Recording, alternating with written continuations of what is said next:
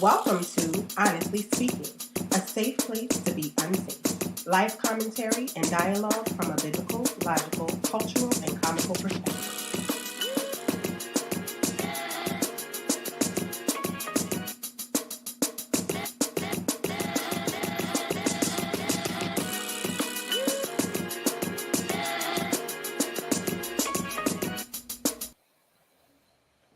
Welcome to another Honestly Speaking. Thank you for joining us again. If you are returning to the channel, welcome back. If you are new, please like, comment, and subscribe.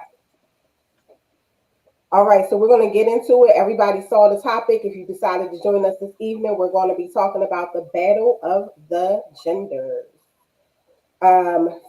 Before we get started, let's take some time to introduce all of the panel. As you know, if you are returning, I am Crystal Clear. And next to me, we have the Coco King. Say hi to the people. And we have none other than Honestly Speaking. And Coach Jay, say hi to the people. What's going on?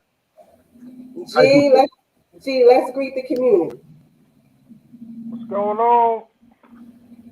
All right, welcome Tracy Lewis. All right, so we're going to get started. As usual, fair use of all content we share this evening.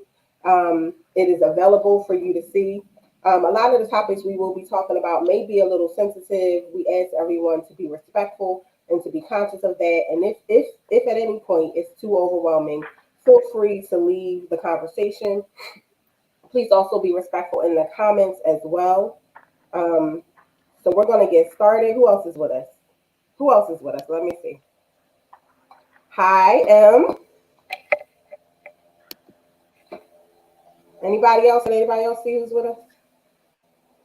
Hey, folks, just remember to remember, I keep having technical difficulties, so it's like God's sovereignty that Crystal is doing this today, facilitating the day, but to remember to like, share, and subscribe, and also tell us where you're from.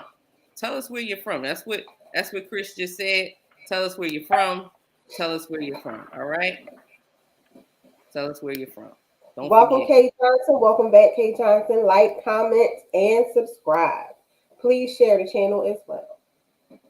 That's right. Share. Hey, Chris, when we go on, when we go on mute, you sound like your mic sounds like it's not working. Like it sounds like you're far away. Is that just me, folks? You got to talk, Crystal. I wasn't paying attention, so I'm not sure. Hold on 1 second. Let me check. It doesn't sound like it's connected to your headphones. Is that better? Boom. Now you here. Now we here. Rolling donut. Let me quote Coco. Hey. All right. So once again, like, comment, and subscribe. Please share the channel as well. Welcome back to another Honestly Speaking Live. As you can tell by our advertisement, we will be talking about the battle of the genders. Some of this conversation may get a little intense, might get a little sensitive for some people. If at any point you need to bow out, we respect that. Please also be respectful in the comments as well. And anything we share tonight is fair use. Feel free to access the content. I believe it's all available for you to access either on some form of social media or YouTube. I guess, is that a form of social media too? I don't know. Yeah, maybe they it is. They can definitely. All right, so let's get started. Based on the current events, what's going on around us, and what we had planned to talk about, it actually so happens that around this time, we have a lot going on as it pertains to gender equality, gender rights, and specifically as it pertains to women. So we're going to be taking some time to review some content on the current Roe versus Wade controversy. Did we lose Lee? No, I think she stepped on her back for a second. Okay. All right.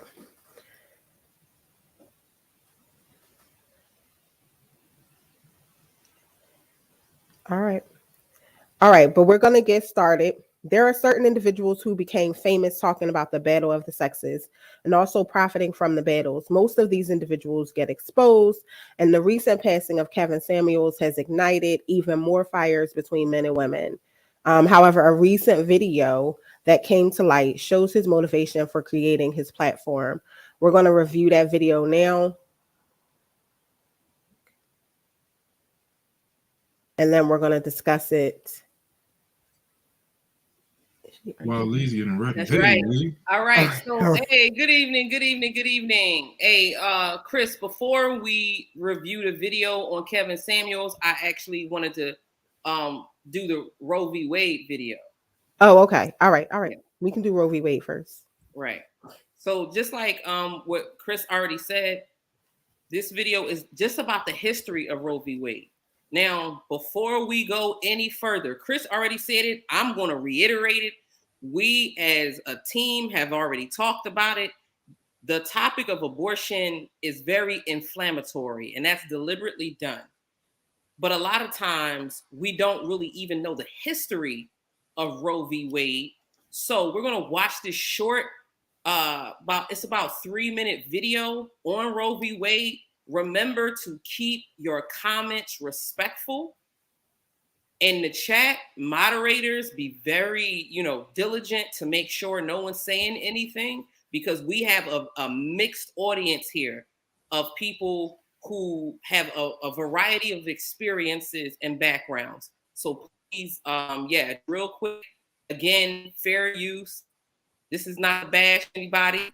This is just to give the history of Roe v. Wade really quick, because on Honestly Speaking, we try to promote people being informed so they can think critically and not respond over emotionally. All right, so fair use. I'm getting ready to set it up. 1 second.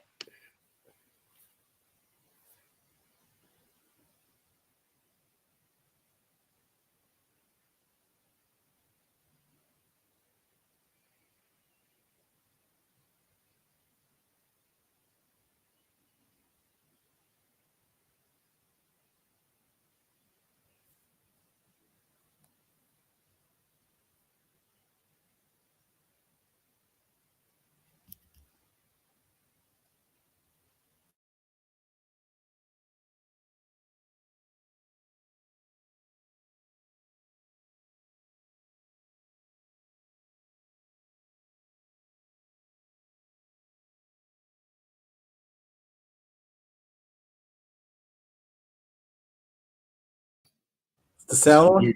It's muted. We can't hear anything.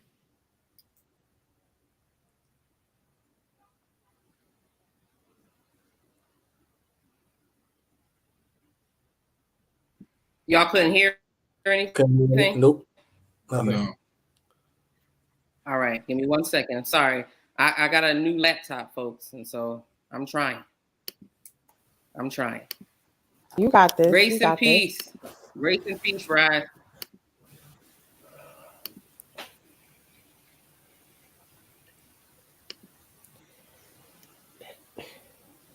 Can anybody else see if we have anybody on Facebook?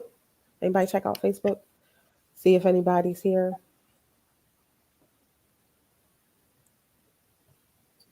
Shout out to Jay Harris watching on the Facebook feed. I see you, young brother.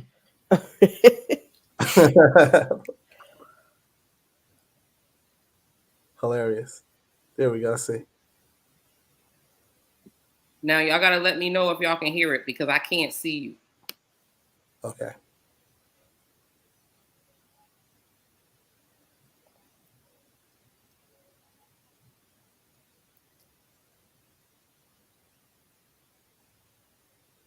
No sound. Yeah, so the sound's still not coming through. Neither is yours. Hold up, I may be able to solve this. Give me 1 second. Sorry for the technical difficulties, folks. We do definitely apologize. While we deal with those technical difficulties, tell us in the comments. We were trying to figure out what we want to call the community. Do we want to call us a squad? We gonna be a tribe? Tell us in the comments what you think the best name for the Honest-Leigh fam should be. Honestly, Hive, like, what are we doing with it, ladies and gents? Tell us.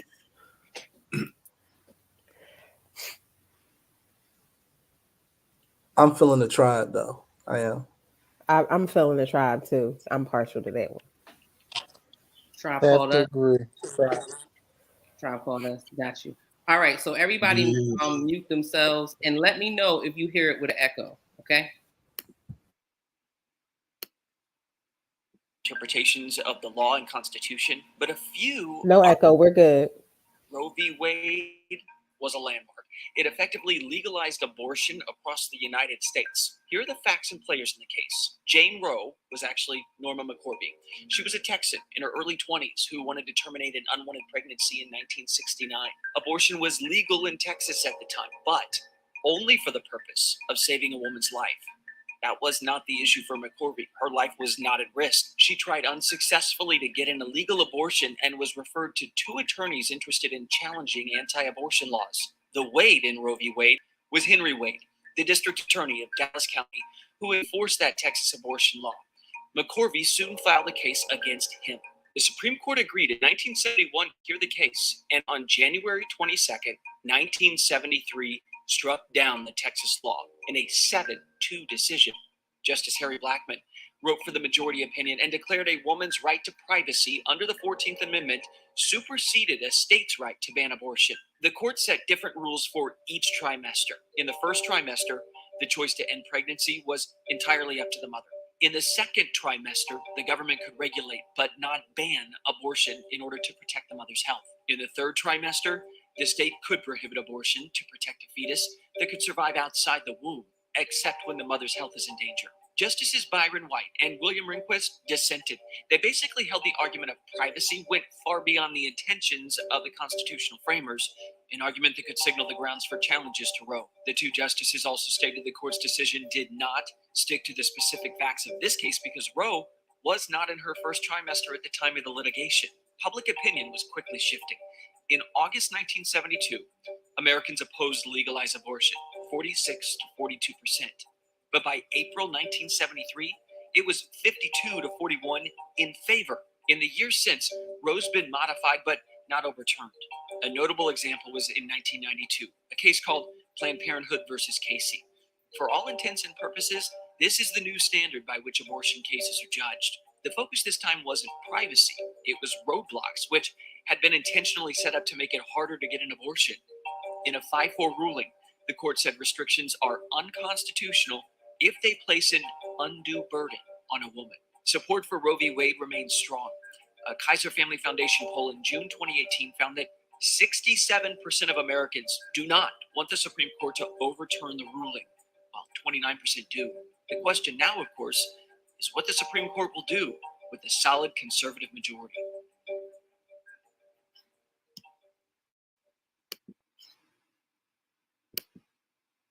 All right.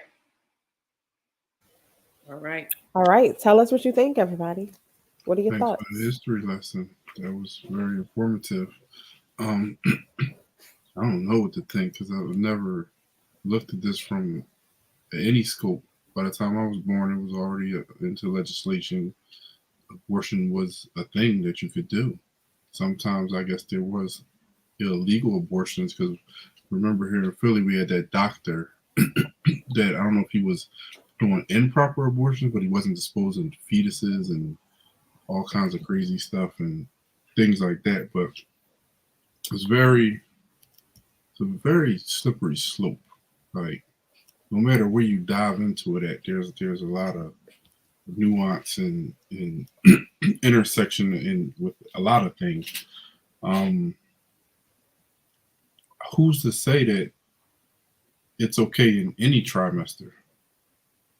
Like in reality, like who's not to say that it shouldn't be done, or if it's only in a life-threatening situation. But well, they said health, the woman's health is in jeopardy, but mental health is a part of that, right?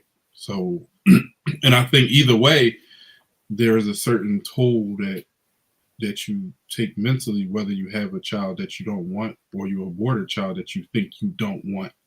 There's some collateral that goes along with it. So I think the conversation is one that could go on forever and never end.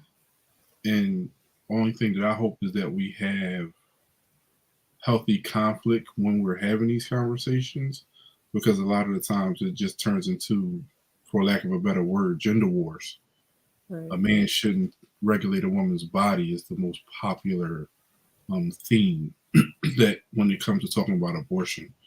And while I tend to agree with that, no one should regulate no one's body, the opposite sex, or you know what I'm saying. So it's a very like deep topic, and there's a lot of layers. What do you guys think?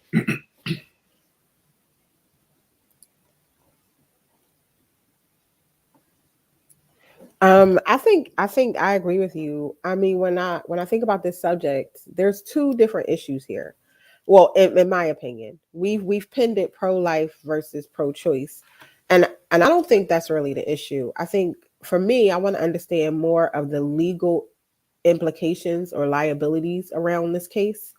Um, I think the law is supposed to be put in place to create boundaries and restrictions in order to protect in some way, shape, or form. So I definitely want to understand, and please share if you know the potential legal ramifications of overturning Roe versus Wade.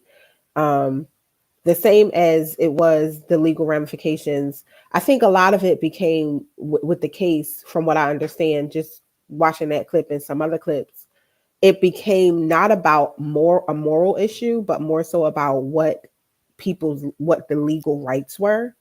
Um, so a lot of the division amongst us as citizens is about the moral issue versus the legal issue. And so I kind of want to understand the potential ramifications of overturning this, while at the same time, as it pertains to the moral issue,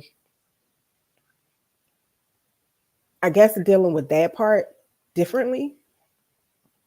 I think the concern is it's become a form of birth control. Whereas once upon a time, it was to protect, excuse me,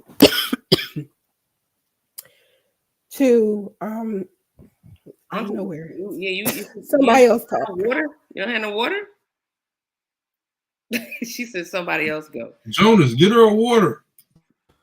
I don't have any, but I got this Chinese store juice. Oh man, this guy's perfect.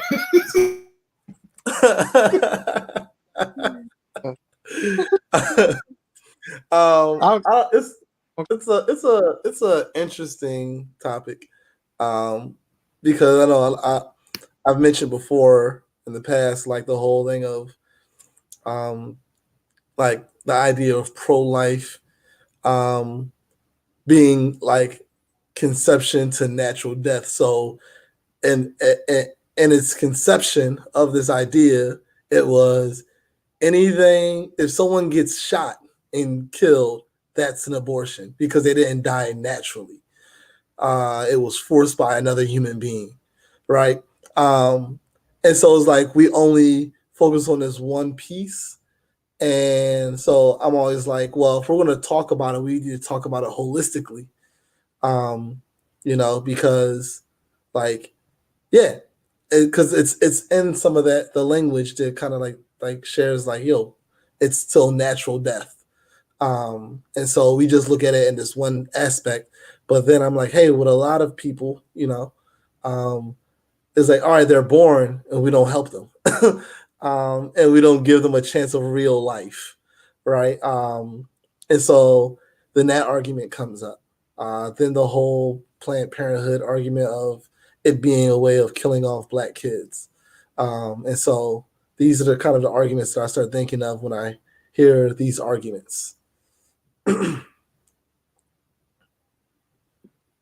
G, were you going to comment next? Sure, I can go. It's a very personal thing for me. First, I want to say I apologize if I say anything that's offensive. because that's not my intent if it comes off that way. My mom got pregnant with me at 18. Had a very promising or potential to go to college. Very intelligent. She had things planned out. I wasn't planned. And a lot of times when people aren't planned to be here, the adults in their lives and maybe even their friends can encourage to abort a child, right? And the way that I look at it is that could have been me, you know. So it's on a personal level. Of course, I would rather be here, you know. Um,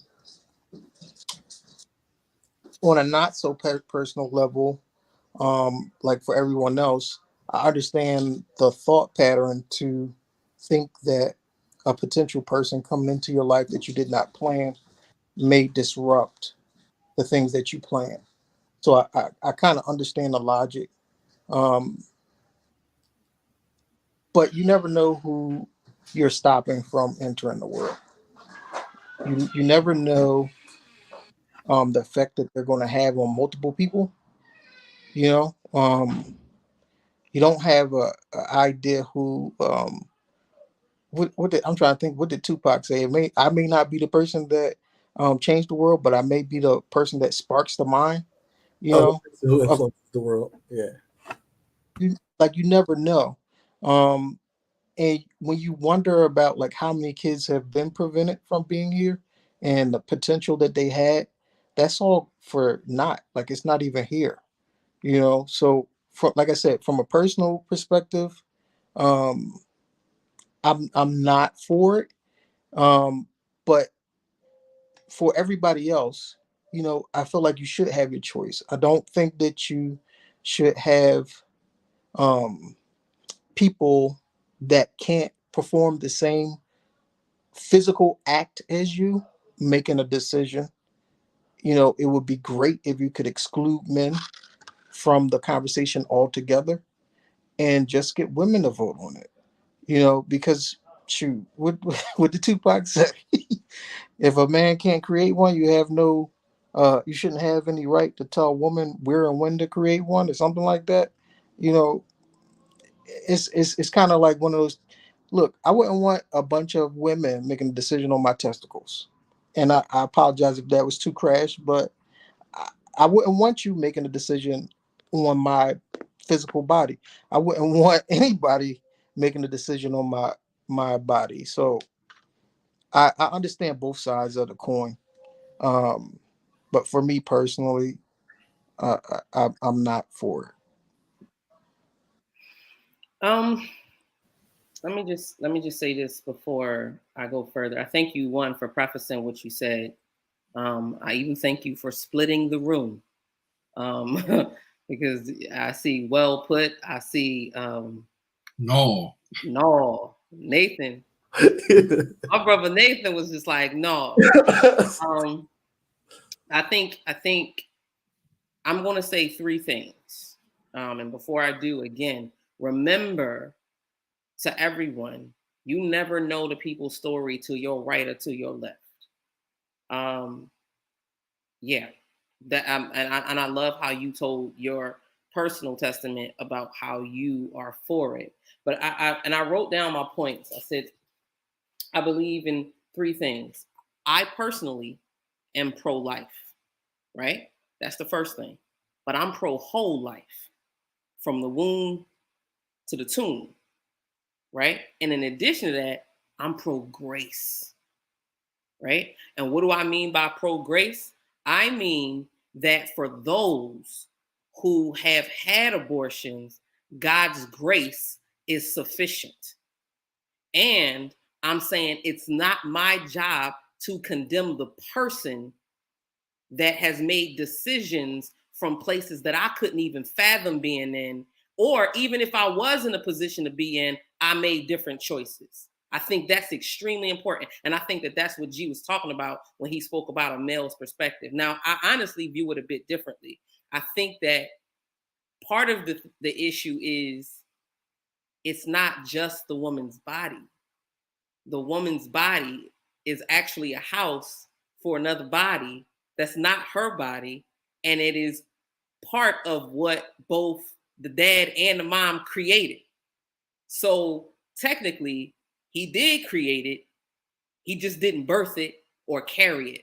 And that's a burden that is often dismissed, minimized, and lorded over people for selfish, powerful reasons. So back to, really quick, to being pro-life. What I mean by that is, as a Christian, I mean all humans are created in the imago Dei, in the image of God. So to do anything against a human being is an offense against God. So that means even the human beings that I don't agree with. So whether you are, I'm a Christian, right? I say that oftentimes. I will defend the life of someone who worships Satan as a Christian. Why? Because my belief says that's a soul, and I believe that soul will eventually meet the maker of their soul, and they don't want to meet that maker of that soul unredeemed. They don't.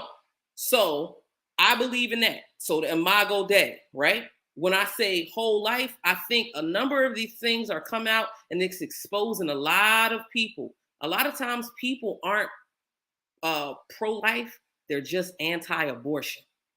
Meaning they not getting involved in any restorative programs to help people to not make difficult decisions, because just like Rob pointed out earlier, less abortions happen underneath Obama's reign. How is that?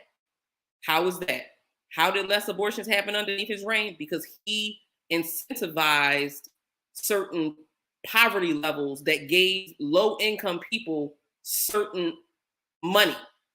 Right? Boom. And then lastly, and I'm going to end on this, pro-grace. I am pro-grace. I cannot stress it enough. I don't have a hell to cast somebody to or a heaven to take them to.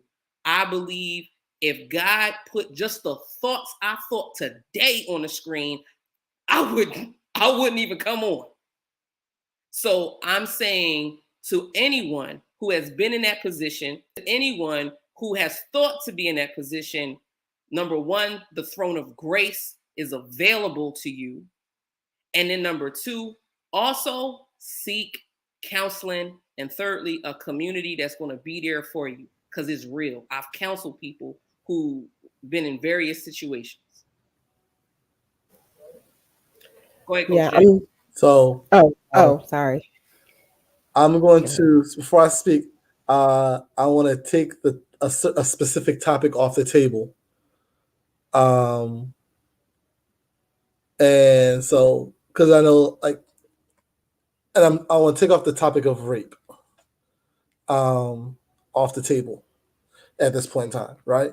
So, and I remember having this conversation with someone who was saying, men should not have any say in these situations. And I'm just like, as an educator, I work with kids, I work with teenagers and some adults. And even in college, I was going to say, outside of rape, seeing this analogy of, I chose certain teams for the group project, right? And whatever happens in the group, the outcome of the project is the group's grade, right? And I'm like, hey, so if we're doing something and we're choosing to do something, and a person is developed in this, the same way that everyone has a responsibility to take care of the child, I think that, there should be mutual conversations on, continuing with this project or not continuing with this project. And so, because if one person's like, well, I did most of the work, like this, no, you just did the start of the work. I'm doing the last of the work. And so it's different now. That's why I had to just to present that, I wanted to take the idea of rape out of this picture, because that's not a group project. Right. I understand what you're saying. Any last words before we move on? Crystal clear, you could take it, and then we can transition. You could transition us right into the Kevin Samuels video. Because again, folks, we don't want to belabor this. We just wanted to talk about it briefly because that's actually one of the things that's going on in the world. And to charge everybody to be informed, number one, it's not even overturned yet. It's just rumors about it. It likely it will be.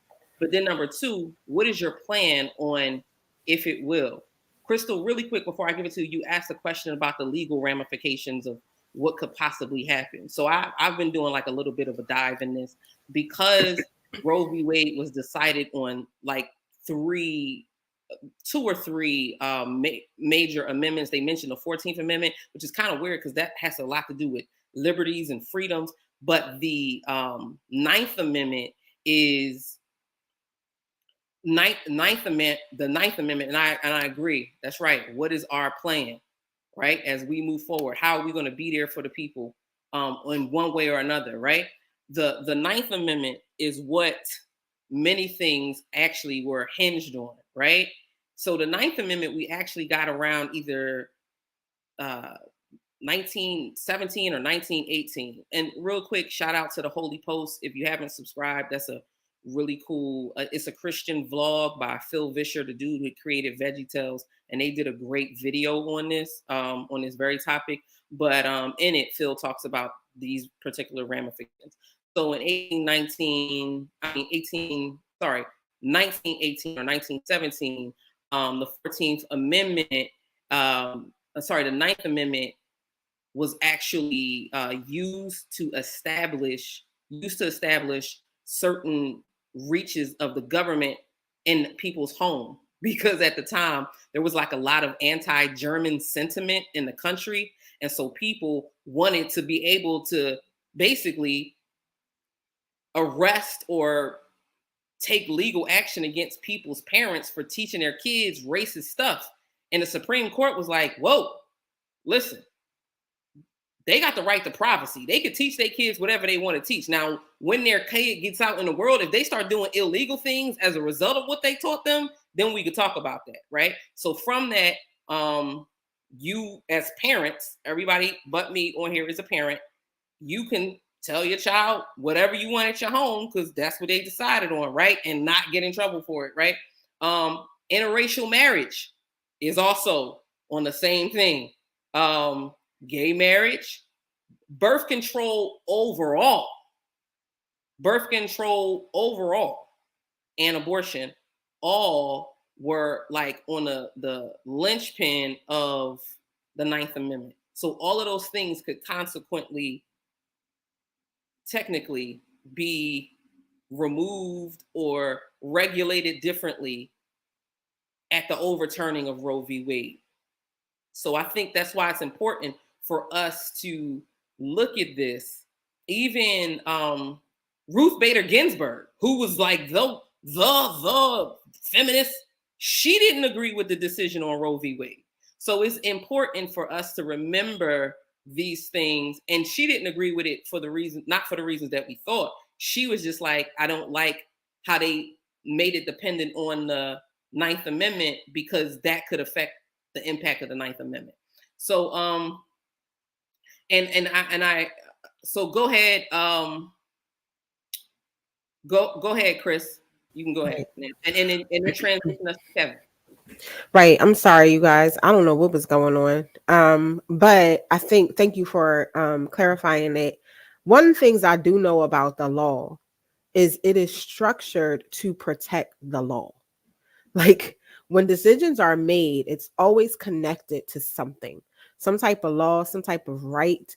People, a lot of times we all watch court shows, but even if you know a lawyer, a lot of times they will refer to other cases to support their stand. So understanding that the law is structured in such a way, it's somewhat ingrown, structured in such a way that it protects itself. I do want to understand the legal ramifications of this. Now, from a moral perspective, I think that as a people, we have to really consider the type of community in which we live in. We live in a community that is hypersexual, like it's everywhere. It's on the media, it's in magazines, like we have allowed sex to become objectified in a way. People are our kids are being introduced to it at a younger age. And we're in a position where this ruling, however you feel about it, how it was used over time is really what the problem is, and it's what we want to talk about. And that goes to, again, if anything I say is offensive, please forgive me. These are my thoughts. I do think that this is a medical procedure that, like any other medical procedure, should have boundaries and should have regulations around it. Everything is regulated, or everything should be regulated. And I do think that there should be boundaries around it. And the boundaries should create some type of safety from this being an overused form of birth control. I think the problem is we can't agree on a moral standard. The law might agree on whatever the law agrees on based on the law protecting the law. But as a people, we have to agree on a moral standard. And it's really hard to do that without connecting to the way in which we live, our freedoms and our liberties, what we're willing to give up and what we're willing to sacrifice. So I think this kind of bothers me because I feel like the real answer to it has less to do with the law and more to do with us as people. On that note, I'm gonna transition unless anybody has any comments about that. Oh, really quick. To Nate and also to Kay Johnson. When they made these statements, if it's overturned, some people are nervous. One of the consequences is actually it will be put on from a federal to a state level. So each state will then have to decide how they feel about it. And a lot of people are okay with that. A lot of people are like, you know what? If I live in a conservative state, like the abortion rate is low anyway. Part of the problem with that is if you live in a cluster of conservative states, like I think it may be Mississippi I think it's Mississippi, where they're trying to consider women having to take pregnancy tests to leave the state. Like, right. You got to take a pregnancy test to leave the state. These are the same folks that said, I ain't want to take no test for COVID, but you want to make a woman take a make it make sense. So to Crystal's point, we need to be intellectually and morally consistent, because more than what we think is online. Yep, and I agree with you, brother Chris. He said Texas is in here. He said Texas is in here. Yep, Texas in here. But you know what? We Eagles fans up in here. Okay, we Jonas. You want to like? I'm about to put Jonas out. We Eagles. Jonas, who you think? He probably like a football atheist. He don't even have no team. See, a football atheist. You ain't got a team when you come like, but you know, a non-team is an option. All right, fine. Washington. Oh, the Commander. Boo. That's right. That's right. That's but right. Booing the Eagles. We don't know. But the point is, fly, Eagles, fly. Anyway, but go ahead and transition. Chris. All right. So as I stated earlier, this is a discussion on gender wars. There are a lot of individuals who became famous talking about the battle of the sexes. We're going to review a video that came out regarding Kevin Samuels, the recent passing of Kevin Samuels, and his original intent or his original perspective around the direction he went with the content he created. We're going to check out that video and talk about it. All right. Now, again, I agree with you. Talking about the impact on privacy is going to be huge. Right. Now, again, as we go forward and we're looking at this, what this isn't going to be is a bashing session on Kevin Samuels. I saw like Pastor Jamal, whatever, do this video talking about but he the one that's dead now and all. Like, what is going on, right? Huh? So, he's a famous pastor. Anyway, it don't even matter. But Oxymoron, famous pastor. no, that ain't an oxymoron. Jesus was a famous pastor. But, Jesus wasn't famous. There wasn't no fame back then. He wasn't rich and he famous. was famous. Listen, He wasn't rich. Here we go. Famous. Let's take Right. it in the context of today. Ooh. But wait. The fact that in our time we equate fame with riches. In our time, we equate fame with riches. That might be the problem. Right. Part of it. But so here's the thing. Here's the thing. We're gonna look at Kevin Samuels. We're gonna respect the fact again that this man is made in was made in the image of God. And anybody knows me, know I disagree with him vehemently on various topics, but I will respect him thoroughly. All right. Fair use, as we stated already. I'm getting ready to play it. Everybody remember to remain mute. And it's very quick, y'all. It's very quick. It just talks about the motive for him doing what he does. It's very, very quick. All right.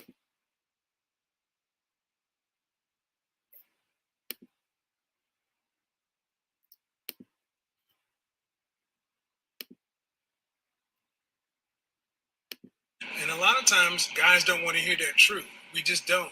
If I come on here talking about,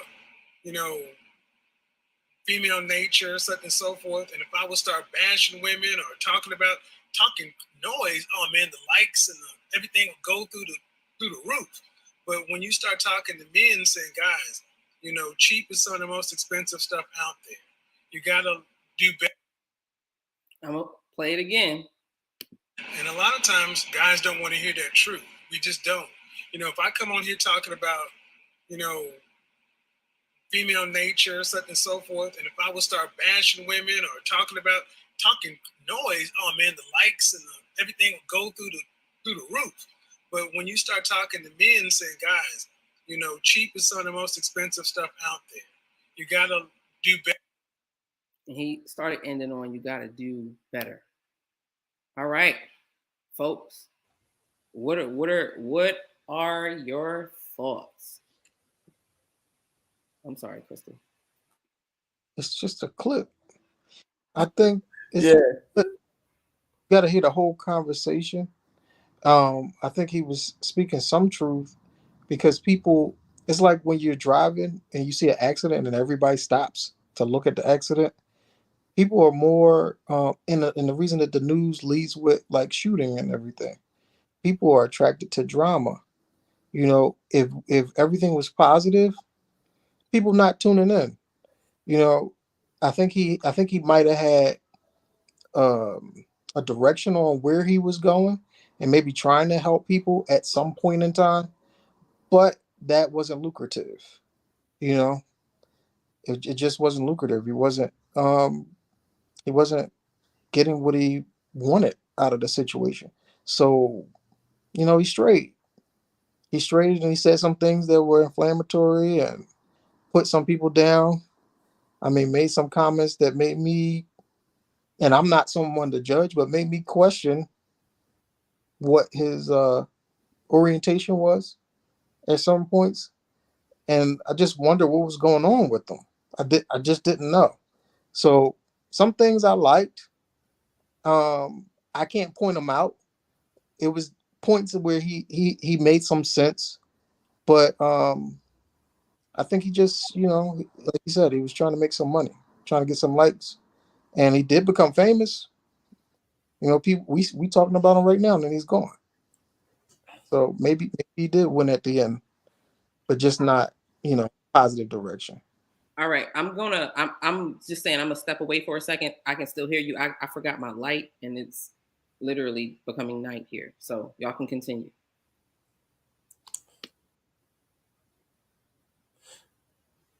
Yeah, I just thought it was very interesting that so I'm looking at my phone I'm waking up to all these posts where people are like, he's finally dead, right? And I'm like, he finally gone. I'm like this. I'm saying like, I'm looking around like this. Nothing's confirmed that he's not here. What are y'all talking about?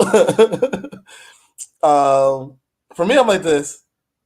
I would say he made an impact. Because I think up front, people were like, oh, what he said was this, that. I'm like this. He said the same thing about men. On countless occasions. It's just people took the clips they wanted to take, same way they made this clip, and not give full context. And I'm like, so when you look at full context of things, it's like, all right, you'll see like he was saying something leading somewhere, and if you take a pixel of my life, like you can say Coach Jane about nothing, but us in that pixel, I got a whole picture to show you other stuff, right? And so I think that like, also I think even from that clip that if like he transitioned to what he was doing, but I'm like, hey, the same way he was like, hey, guys don't want to hear a truth about them. I think on the other side, women don't want to hear things that may be truthful about them that they don't want to deal with as well. And so it's just the balance is that his popularity, his public popularity came from what people pull and advertise for him about women. But then behind the scenes, there were men that he was counseling and people who came together and got married, and kind of like people who fixed their finances, so they can be able to do the things they wanted or needed to do. And so it was like, he was more than the social media guy. He did things in the background to actually, build people up and connect people and help them figure some things out. And so I think we can't talk about the private stuff because we don't know that stuff. And he wasn't saying, he's like, I'm not showing this because these are intimate moments,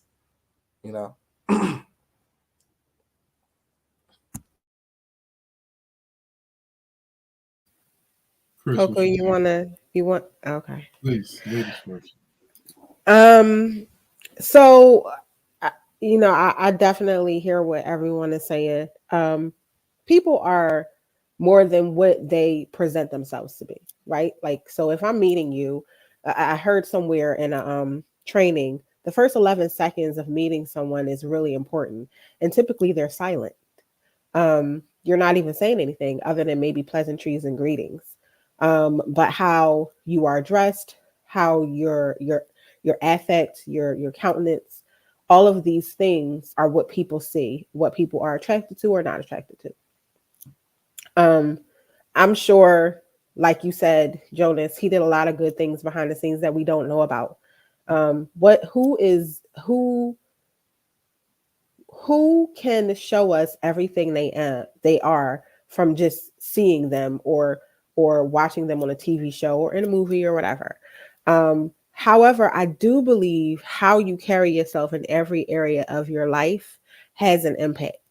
And if your goal is positivity, if your goal is to be positive, it should influence and affect what you do behind the scenes as well as what you do in front of people. I definitely would say that all of those private things that happened, I'm glad they happened. I hope that they were helpful, they were beneficial.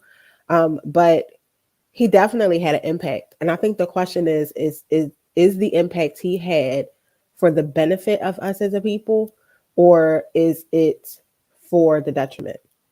Um, However, like Lee said, regardless of that, I don't have a stone to cast. Um, Let he who is without cast the first stone. I don't have a stone to cast. However, I can look at that and say, I want my presence wherever I go, whatever I do, how people see my life. I want it to match what I say I believe. I was talking to my kids about a scripture this week. Watch your life and your doctrine closely. And in the scripture, it says, persevere in them, and you will save yourself as well as those who hear you. the persevere in that scripture lets you know that it's going to be hard. It's not going to be easy to watch your life and your doctrine closely. It might have been more affordable to create content that was divisive. However, is it watching both your life and your doctrine? I think what's most important is that you stand by what you say you believe, and that what you say you believe is reflected in your actions and how you live. Yeah.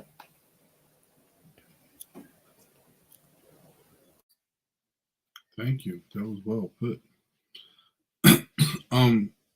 Sad part about this whole thing is I think Kevin Samuels was a very brilliant man, and we'll never get to see the depths of his brilliance because it's overshadowed by the controversy of what he put out there. This clip shows the contrast to what he became famous for, and I find it interesting that a lot of men it became gender wars when he passed. I didn't see any videos of women celebrating his death, but I saw comments on social media. And then what I saw was a lot of the self-proclaimed quote unquote alphas celebrating him, talking about the Godfather. This is real game. He's a real one. When I saw this clip, I couldn't help but think definitely real game. Definitely a real one. Because he tricked you out your spot and let you put that guy on. Because he got all these men running around here talking about what women aren't and what they don't deserve. But him himself sat there and said, if I did this, I will be able to have this kind of reach. But I don't want to do this. And then in turn, temptation won, and he did the very thing he didn't want to do.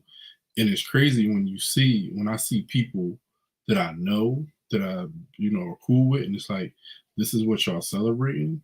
But do you see this? Do you understand that it wasn't the women who were getting tricked? Like he tricked us, because I'm a man. I'm gonna say us. He tricked us out our spot. He got us out here yelling bros over hoes. No offense, but when deep in his heart he don't even believe that, and that's what this clip shows. And then so the crazy thing is the controversy around his passing. He was with a young lady. So let men tell it like women are beneath us, and he feels the same way. But yet, in his last moments, he spent with a young woman. Now, I don't know the context of that relationship, but like Jonas said, he did some things behind the scenes that we'll never know, some intimate moments that we'll never see. But the things that we do see provide a lightning rod of controversy for people, and it pretty much has divided the room, and it further pushes the gender wars to the forefront of us versus them, men versus women. And so I just found that ironic when I found that clip, because someone sent it to me and I was like, aha, like, look at this. And it was just like, it was eye-opening, because I really don't, I hear him, but I don't pay him no attention, because I heard what he said. And to be honest, I do feel like he makes great points, but then he corrupts his points with the provocative attitude. And so then that's what turns off the message. Like, it's the message over the messenger. But when the messenger is throwing a bunch of crap on top of the message, then you're like, yeah, the message is falling upon deaf ears. So rest in peace to Kevin Samuels. I think he was a brilliant man. I think he did do some good things. And I may God have mercy on his soul. That's it.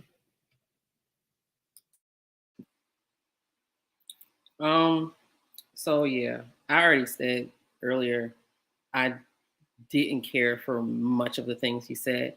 In fact, I think I'm a bit different. The more intelligent and the more wise I see that you are, the higher my standard is for you subconsciously. The more I find out about him, the more I'm just like, man. So there is a way to bait and switch in the YouTube world. There are a lot of self-proclaimed gurus, and he was one of them. And I think part of the issue is when you use bait and switch like tactics, when you use bait and switch tactics, you yourself are the one that is getting played. And what I mean by that, I'm gonna try to keep it real simple. I think about people like Derek Jackson, who made a lot of points, and this dude was a whole nutty buddy, went on, then got caught and went on YouTube and talked about himself in like fourth person. I didn't even know that was possible. Like this dude. I think about the girl Boss Chick, who was a low-key feminist that started using tactics that men in the manosphere would like, because she knew she would draw a bigger audience doing that and end up getting into it with Kevin Samuels and some famous attorney. And her stuff came out. She got exposed. I think about people like Candace Owens, who started as a staunch on the left, but the money is where the money resides. So for me, I am upset when people take good points and use them for their selfish gains. And I think we see it in every sphere of humanity. I think we see it in anywhere that there's power. And I think as critical thinkers, it forces us to think tribally. yeah, definitely. The boss lady was ridiculous. And I'm saying I think we see people manipulate people in various situations, right? You see it in politics, you see it in religion, you see it in anything that gets you money, in businesses. Heck, you see it in your employment. People say stuff like, the HR department is there for you. Do something against your job. Watch the HR department turn on you. You'd be like, I thought you were here for me. It's like, nope. So to me, Kevin Samuels was an opportunist. He was a person that was smart, but not wise, in that he was an opportunist, much like like a Steve Harvey, like a Derek Jackson, like a Boss Chick. And he said a lot of things. And honestly, I think he spoke to me, just like these people, they manipulate the wounds of people. So you got bitter men bitter, broken, wounded men getting spoken to by him. Just like with Boss Chick, you got bitter, broken, wounded women getting spoken to by her on some feminism. And I'm like, no, it's moving us separate away from each other. And I think that's part of it. And I'll end on this note. If I wanted to get a lot of likes or a lot of views in this video, gender wars, that's semi-provocative, but I could have said Kevin Samuels dead and abortion may be too. Boom, and just put that inflammatory, put that as the title, and that be it. No, because I don't want for us to be so emotionally involved that we just start clicking stuff that happens so much already. And I think that Kevin Samuels stoked those fires to actually help keep us divided. And let me just say this, and I'm really gonna be done. He created a standard that was his standard. And people, to me, the sad thing was people called in to be judged by his standard. I'm like, what's wrong with y'all? Why y'all calling in to be judged by this man's standard? He created a standard. And for him to be a minister, a former minister, I don't know if he went to school if he came up under, I don't know what. And for him to have the standard that he had, I don't understand it. Somebody make it make sense. Because he kept slamming the Imago Dei. So All right. So what do y'all think in the comment section? I see what some people are saying. What do y'all think in the comment section?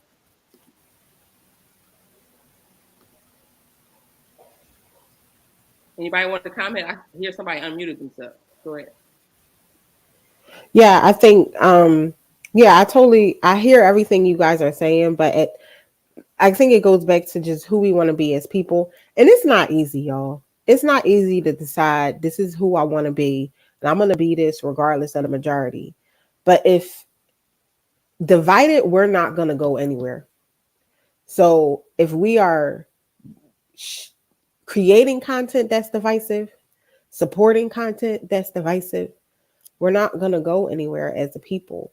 It's not beneficial. How does it benefit us as a people for men and women to be pit against each other, to be divided, not to be united?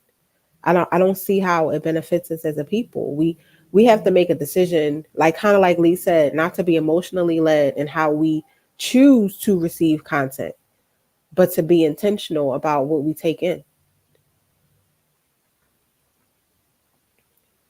I would say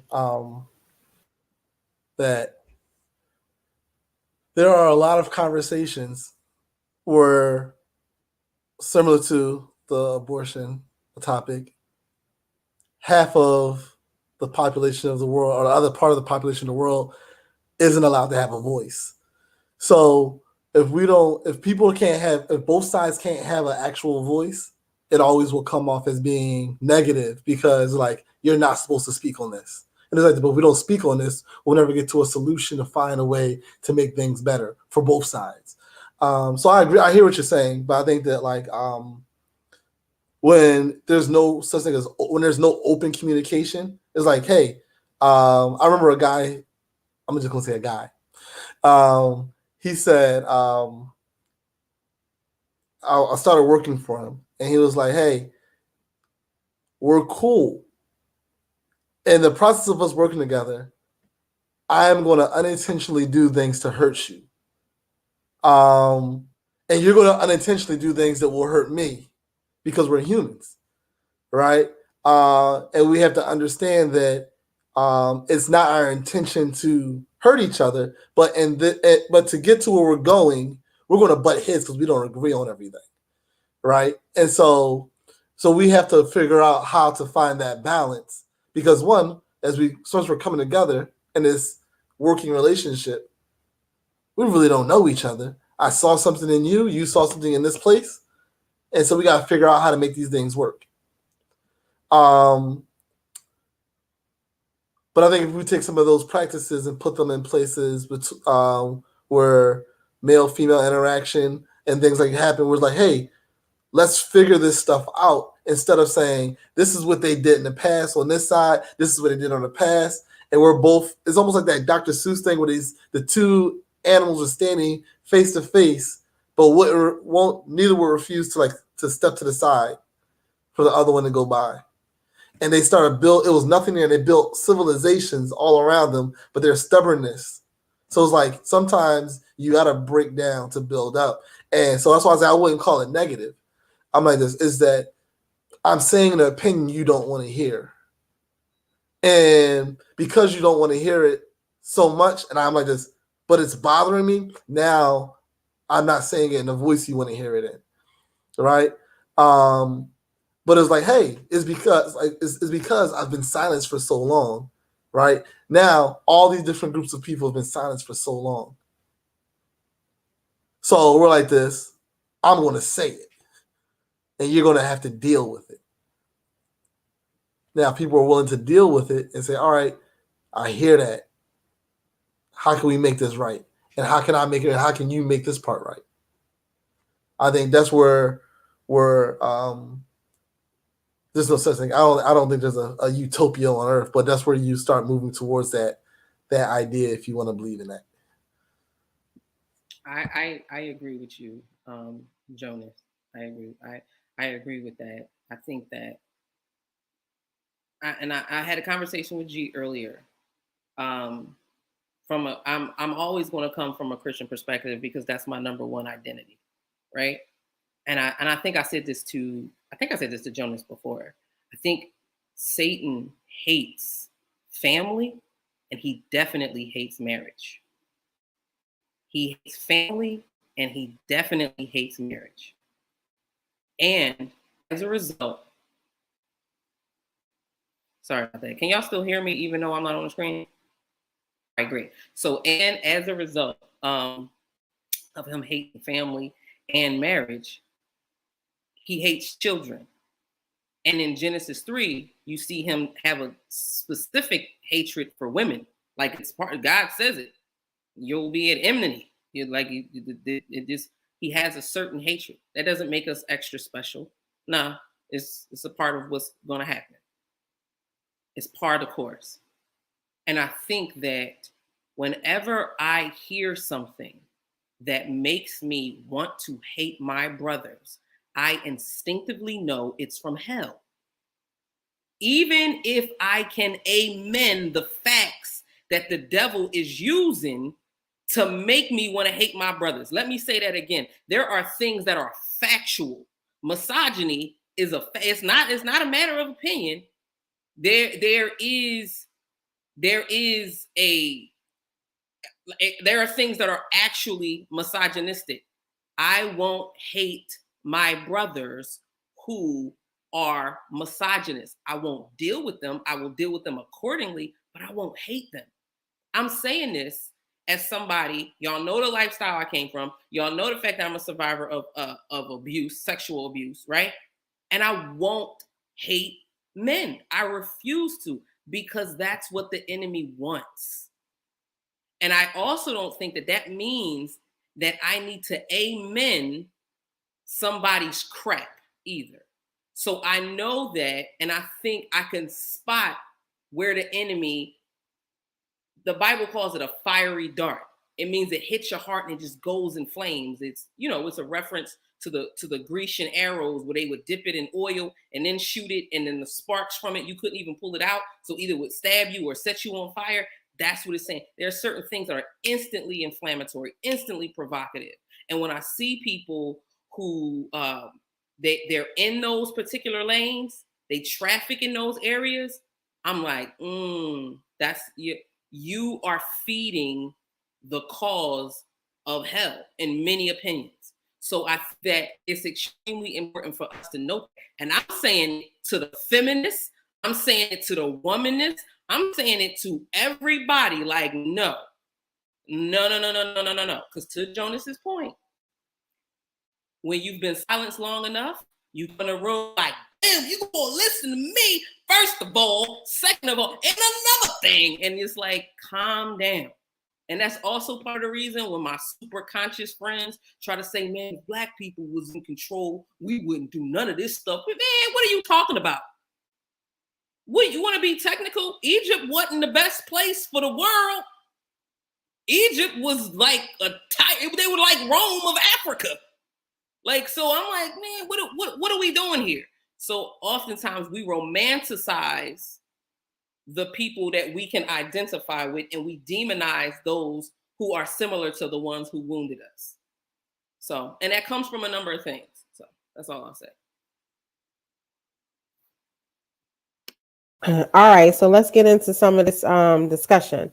What are the traditional roles that come to mind when you think of men and women? What are some of the traditional roles that come to mind when you think of men and women? Definitely answer it in the chat as well. It's a good question. Traditional providers. Traditional. That's important. Yes, traditional roles are like women are supposed to cook, nurture, take care of the home, and submit. Right. Men are supposed to provide that PPP. That provide, protect, and that pound game, baby. That's that loan. People getting sued. But here's the thing: are men not supposed to submit too? Because it's not talked about when it comes to like blending and becoming one. Hold on. That's a good question. Because who are women supposed to submit to? Because that's the one thing that men always want a submissive woman. They have to be submissive. But what is your role in that? And are you required to be submissive to her, or what's going on here? So like these are G like no, that ain't it. Hey, my But mic off. I'm getting excited. Sorry. Somebody said, "What's the last P?" Don't. So in the realm of the world and society, Praise is the last. That's a good word for it. You got to praise. That's what it is. You got to pray just to make it. Ew. But yeah, so those are things that are considered normal, but like, are those like gender specific roles, or is that like the unification of the tribe that we're trying to build when we come together and create? Like, shouldn't we both? If you can cook, brothers, if you can't cook, then stay out the kitchen, because you can't be getting the baby sick or your lady sick. But you could do something, make a hoagie or Spaghetti. something. Spaghetti what? Like, you guys be like specific, because they boil noodles. They got O's. They got spaghetti O's. I don't want you feeding your spaghetti O's over the can. Bad. It's a bad man. She's like, I can't see what this boy saying. But yeah, and so one of the things that gets lost is people who tend to have scars and have been in situations that left them broken. They say things and they search for things that are there, but they're in the wrong place. So men will be like, where are all the women that still X, Y, and Z, that know how to cook, that know how to do this? Women will be like, where are the men that are with the chivalry and this, that, and the third? They're around, they exist, but you're searching for the wrong things in the wrong places. Can I jump in real quick? Please. All right. Like you said, they exist, but you keep picking the wrong people for your group project. That's all. Agreed. So that's the bottom line, is that you have a choice in your people you work with in a group. And when you pick the wrong people for the group project because they look cool but they can't read, that's you. That's on you. They look cool but they can't read. What'd you say, Liana? Go ahead. Yes, please jump in. Like those are what societal norms that I have. I'm gonna say this. I think that, and someone said it in the chat too, that men were created to die. And so it's like, and protecting, like, you tell your lady, get out of here so I can take care of this, protect the kids, right? And so I think that in some areas, men were created to lay down their lives for their woman.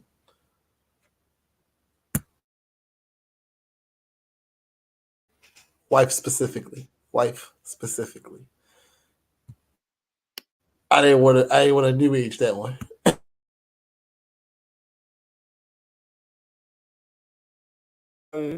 I love how this question was worded. As somebody who likes the word tradition, understanding that traditions are things that are passed down, and don't always necessarily have to be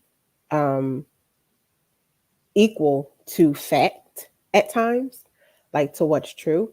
So traditionally, you name some of the things men and women are known for. People are naming them in the comments. What we think of, or what comes to mind when we think of a man. You know, if you're thinking of a man in a positive way, you're thinking of chivalry. If you're thinking of a woman, typically in our current society, you think nurturer, you think caregiver, you think someone who can cook, someone who can keep home in our society, or you think of whoever that person is, that man or that woman that you have created your standard based on. Like, I know for me, my grandfather was like a huge impact on my life. How he raised me was very impactful, and I don't think it matched any traditional norms. Like, he was definitely a caregiver.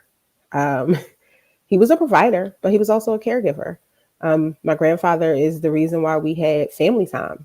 You know, like he made sure that we spent time together as a family, that holidays were special. Um, he did a lot of the cooking, like especially when it came to a grill. It just was expected. So I do think that, it's personal and then it's societal. But I think when it becomes toxic is when we box people in based on these traditions, and we don't value the humanity of the individual, um, because we don't understand who we are as men and women created by God, what we were created for, what we were created to do, or the power or responsibility given to us in that. So there was a couple of things. I know in our last video, um, our sister Nikki gave a really good meaning, um, of what it means to be a woman. And then I would also like to hear if anybody has any content regarding what it really means to be a man. But we can do that either but now or after everybody shares their what they think of when they hear. Well, you said something I'm going to circle back to. You said we can get boxed into tradition. I think part of the problem, and I'm going to speak again from a Christian perspective, especially in the church, is we make tradition God's law instead of making God's law into the tradition. And so, what Right. I mean by that is there are a lot of things that are societal but are not what God intended from the beginning. And even though God may regulate it, even though God may allow it, and even though his word describes it, does not mean he prescribed it. So I'll give you a for instance, divorce.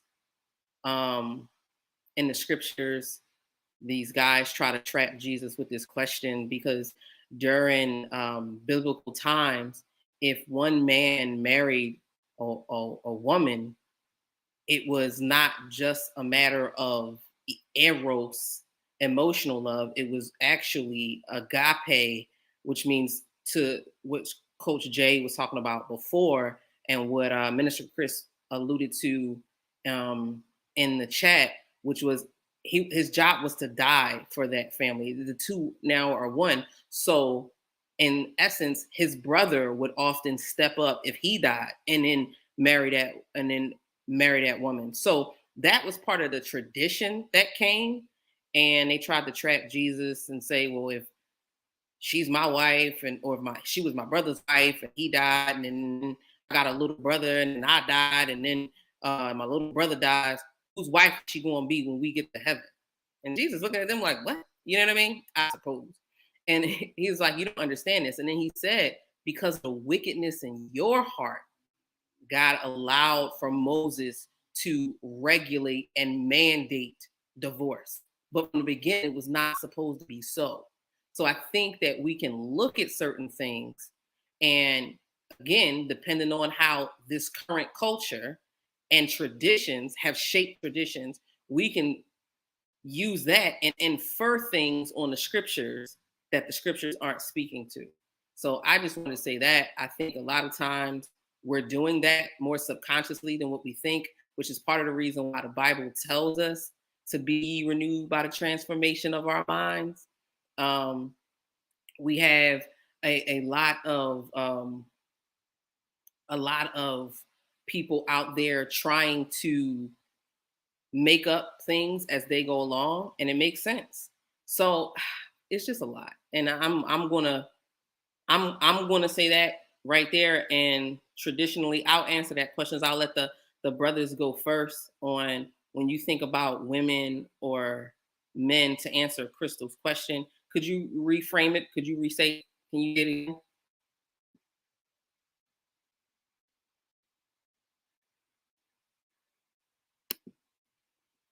He said he'll ask a lot of women. Does the Bible say that women are supposed to take care of the house, and they'll say no? Well, that's the thing. Like they could be ignorant, And it's not just take care of the house, because the ancient word for husband, actually the original Hebrew, was house band. That's literally what it means in the Hebrew. So we're both taking care of the house. We're just taking care of it in different ways. And again, if we understand where our skill set is, to Coco's point, I may not be the person in the house. One of the people that I'll promote often, if you haven't subscribed to his channel, Belief in Fatherhood, who's a guy who's all about men stepping up and being a father. He was an artist. His wife was a school teacher. For the first couple years in their marriage, he was the stay-at-home dad that was the creative. And he had to face what people were saying, but he was still the head of that home. He was still, she was making more money than him, and she sacrificed her time with her children so that she can go out, make money. And from that, he felt like, this is what the Lord has me to do. And she said, babe, I'm rocking out with you. Whatever we gonna do. She didn't hold it against him. She didn't say, you some weak man, you ain't got no vision, da da da da. And he didn't say, I'm a less of a man because I'm a beta. Beta. He didn't call himself a beta for not, or a low value man for not bringing in the house more than 10K a month. He wasn't bringing in much a month. He was an artist, but he had a plan and a vision. Now his creativity provides everything for the home, and she the stay-at-home mom teaching the kids, and they do homeschooling and everything. So I think, again, I'll end where I started. There are certain things that are traditions that are not the same as what God wants us to have as far as it pertains to religious rule. And I think that's extremely important for us to know. Go ahead with your question again, Chris. So I love that you went there, because the question and the way you worded the question was perfect. It says, what are the traditional roles that come to mind? Not who are we? Like what comes to mind as who women are and who men are. But what are the traditional roles that come to mind? And some of them, like I said, are things that we grew up with, things we individually value. But I do think as a culture, we've tried to regulate tradition as identity of men and women, like what they're supposed to do, what they're supposed to be. Hence why Belief went through what he did when he decided to stay home with the kids. And I was just watching I was just reading a post.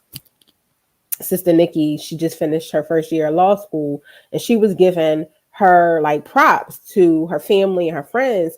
And one of the things she highlighted was her husband, who's supportive, who was, by the grace of God, put in a position where he could work completely remotely.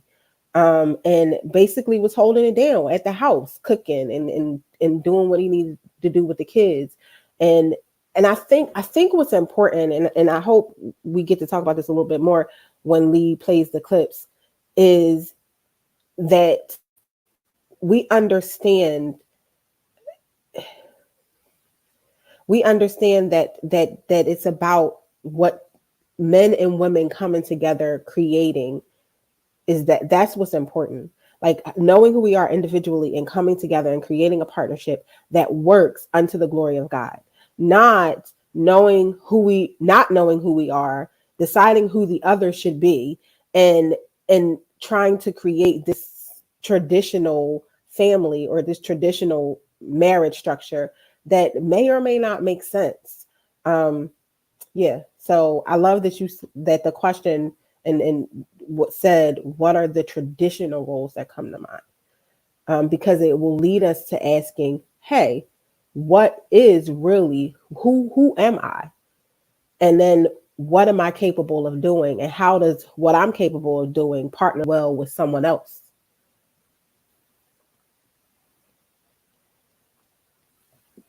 I love really quick. Cole already said his answer. So G and Coach J, please respond. But I love what Minister Chris said. He said, me and my wife as well.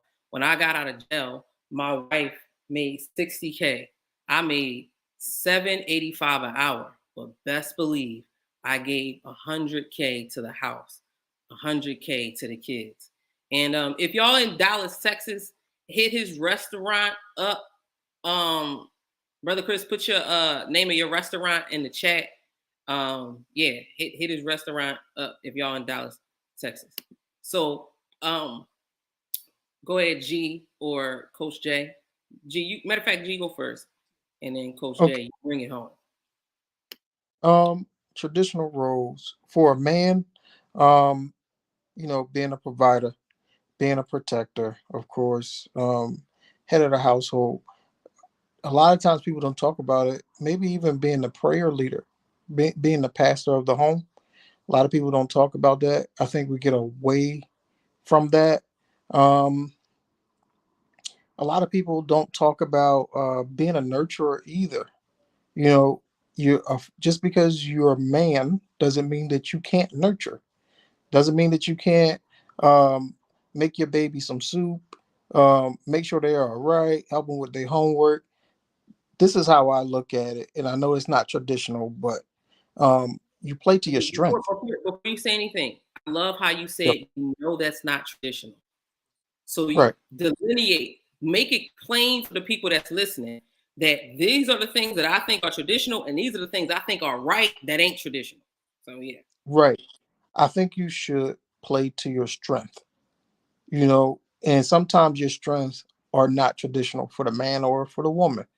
It's certain things that I can cook, and it's certain things that my wife will cook me under the table on. I'm not going to shy away from showing my emotions. That maybe that's more traditional, but I'm not going to discourage my boys, my young men from showing their emotions. I'm gonna support them in that. That's not traditional.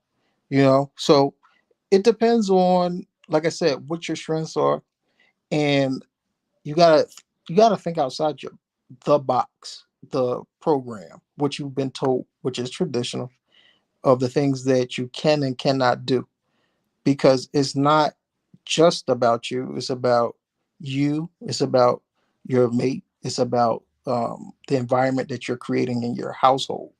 And if it's going to benefit the people that you're raising, why wouldn't you change it? Why wouldn't it be other options? You know, I want to put out the next version of the best man to marry your daughter. I don't want to put out the worst version of the next man. I don't want to. I don't want to encourage non-biblical patriarchy, as Lee would say. I don't want to contribute to that. You know, I want your daughter to know when my son opens the door for her, it's because he loves her. It's because he wants to be that protector. He wants to be that provider. And it's up to that person to figure out if it's traditional or not traditional. The sad thing is, like we were talking about earlier, it's not it's not the norm anymore. You know, and I believe if it became a norm, things would be a lot better. That's all I got.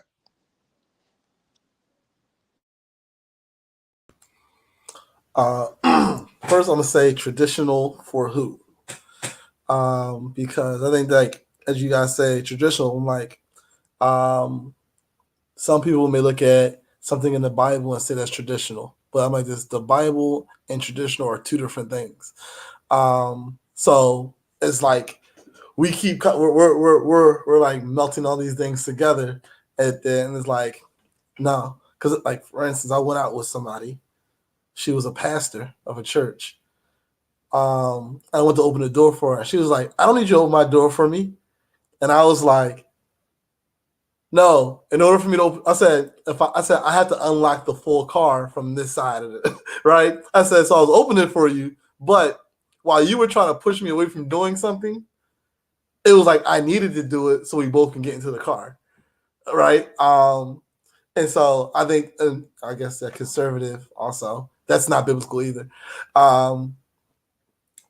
Now, I will say, from my upbringing, and I'm solely coming from my grandfather as being the model. Traditional was make the other person's life easier, right? So that was the main thing. It's like, hey, my job is to make your life easier if we're together. Your job is to make my life easier if we're together. And if we're thinking anything outside of those lines and we're together, we don't need to be together. That's my simple. It's like all the other stuff is like make my life easier. And I saw a clip of this lady. She was a stay-at-home mom, and she was just like, somebody was like this.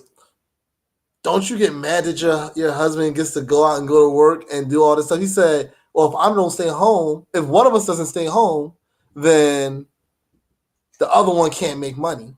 And check this out. While I stay home, I don't have to pay that child care. Right? And so that means that we keep more money. So it's not that we don't have enough money, it's that we're hustling backwards to because tradition says I can do this without this person, and I can do this without that person. And it's like this, no, we need each other. And so him going to work means that she can stay home and that her kids aren't indoctrinated by stuff that they don't want their kids to be indoctrinated by. Right? And so then when he comes home, you know, he takes a nap, but then she's like, hey, he spends 8 hours at work. He spends more time at home than he is at work. So I mean, he might sleep for a certain amount of time, but then he's here, he's with us, with the family, doing stuff with the kids, right? And I'm getting my rest, and that's the payoff. I'm making his life easier, and I'm being the influence to the kids at one point, and then he's making my life easier while he's being an influence to the kids. You know what? We might have different things we're influencing the kids with, but we're making holistic people, you know? And so that's why I say make my life easier, and I'm making your life easier. It's not I'll make your life easier if you make my life easier. It's like we got to do this at the same time, and at some points, someone might need more of a push and more of a supplement, and you do that. I'm going to say before I answer the question, I'm going to say, Chris, check the back chat, and I think a lot of this is exposing our motives for even being in these relationships, or our motives for relationships overall. I think a lot of times we enter into relationships to fill deficits that are very self-centered. And so what Coach Jay described was very selfless. And I think that a lot of times we don't realize, we kind of, especially as Christians, do this. We over spiritualize our worldly desires and ignore the nudgings of the Holy Spirit. So, say traditionally, and I'm gonna make it all make sense. So traditionally, men are heads of the household. Men are the breadwinners. I don't have a problem with a man being the head of my household. And if he makes more money than me, amen. If I make more money than him, amen. We're gonna work that out together. Traditionally, and it to Coach Jay's point, what tradition and what time period, because that changes. Also, traditionally, men are seen as tough. Traditionally, men are not given permission to be sad or wounded or hurt.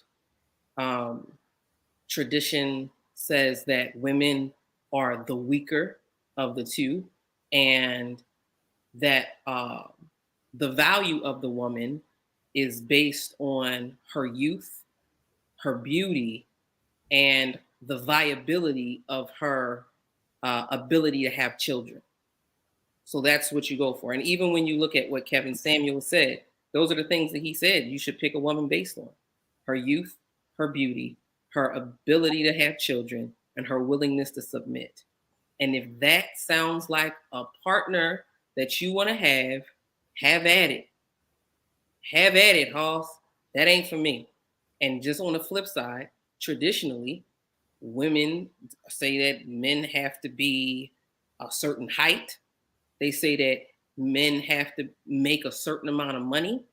And they also say that he has to have a certain amount of vibrato about him, like tough guyness about him. Women tend to not like extra skinny or extra chubby guys. They just don't. So I think people that's traditionally what happens. And if those things are the things that inform your decisions, you'll reap what you sow. Like, that's it. And I think that part of the issue is, I'm going to speak specifically towards the African American community now. I know we got listeners that are of different ethnicities, different cultural backgrounds. I had this conversation with G earlier and even Marcus earlier. I think that a number of men in my generation's age, I'm in my 40s, the generation that I'm in and are like freestyling manhood because they didn't have the direct father examples. Now, to Coach Jay's point, he had a grandpa. To Crystal point, Crystal talked about her grandpa. But the reason why, and my mom will talk about this often, our parents' generation was the ones that got hit with the after effects of the Vietnam War. And they also got hit with the crack epidemic and B-rated movies that literally, and the criminal justice system that literally helped to rip the family, the Black family apart. Not to mention, we talked about before about the moral decline due to some people's personal decisions or whatever. So you have the generation of us, all of us here, who are like, I want to do better than what my example was. That's great. But if you don't have anyone, you're freestyling manhood. Same thing for the women who felt like, I don't need a man. Like I said it before, just because God gave grace to it doesn't mean he prescribed it. So what happened was God graciously allowed and gave grace to people to raise some children, raise women. Women got to raise children, and children didn't turn out to be criminals. And they graduated from school. So all of a sudden that becomes the standard. All of a sudden you don't need a man? What kind of thinking is this? So I'm saying, who's bewitched us? And I think it hits on both ends. I think we do need each other as family. And I think traditions need to be changed. And I think some of this does connect to slavery and culture and the impact, all of these other things. But we could change the culture. And we know the part of the culture we got to change. Kendrick Lamar, shout out to his last song, The Heart Something 5. He talks about, he mentions the culture several times. He talks about the good part of the culture, the horrible part of the culture, the influential part of the culture. He talks about it all. And he even has his face jump to different people when he's talking about these different aspects of culture. I think he has at least 5 different people that he talks about, probably why it's called Part 5. But yeah, I think that's important. And I think you're not out, brother. You're not out, brother Chris. But I think that it's important.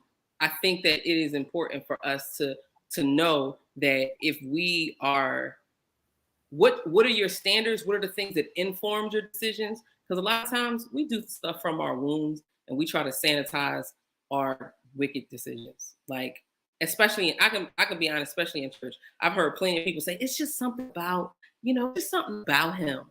Girl, is it the fact that we had this one brother, I'm gonna make y'all laugh real quick. He would come into church late every Sunday.